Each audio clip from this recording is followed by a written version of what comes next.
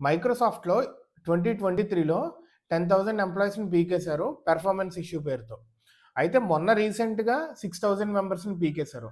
మొన్న పీకిన రీజన్ ఏంటంటే ఏఐని లెవరేజ్ చేసుకుందాం అనుకుంటున్నాం. సో, వర్క్ ఫోర్స్‌ని తగ్గిస్తున్నాము అని చెప్పి. అయితే ఎంప్లాయీస్‌ని పీకేశారు. వాళ్ళు కొత్త జాబ్‌లు ఎతుక్కునే పనిలో ఉన్నారు. They are moving in their lives. Blind అనే వెబ్‌సైట్ ఉంది. అందులో ఏమన్నా ఓపెనింగ్స్ ఉన్నా పెడతారు. ఎంప్లాయీస్ డిస్కస్ చేసుకుంటారు. వేరే కంపెనీ. ఐడెంటిటీ అనేది బయట పడకుండా. ఇంకా ఏమన్నా ఓపెనింగ్స్ ఉన్న మేనేజర్స్ కానీ, వాళ్ళ హెచ్ఆర్స్ కానీ ఇక్కడ పెడుతూ ఉంటారు. కంపెనీ గురించి పాజిటివ్స్ కానీ, నెగెటివ్స్ కానీ డిస్కస్ చేసుకుంటూ ఉంటారు.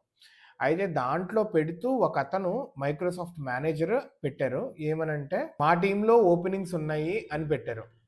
దానికి రిప్లై కింద ఎంప్లాయీస్‌ని పీకటం ఎందుకు? మళ్ళా ఓపెనింగ్స్ అని పెట్టటం ఎందుకు? ఉన్న ఎంప్లాయీస్‌ని కొంతమందిని ఎవరైనా అక్కడ లెవరేజ్ చేసుకోవచ్చు కదా! పీకేసిన తర్వాత ఇప్పుడు మళ్ళా కొత్తోళ్ళని ఎందుకు అపాయింట్ చేసుకుంటున్నారు? అని పెడితే దానికి రిప్లై కింద బిజినెస్ ఈజ్ యాజ్ యూజువల్ అని పెట్టారనమాట.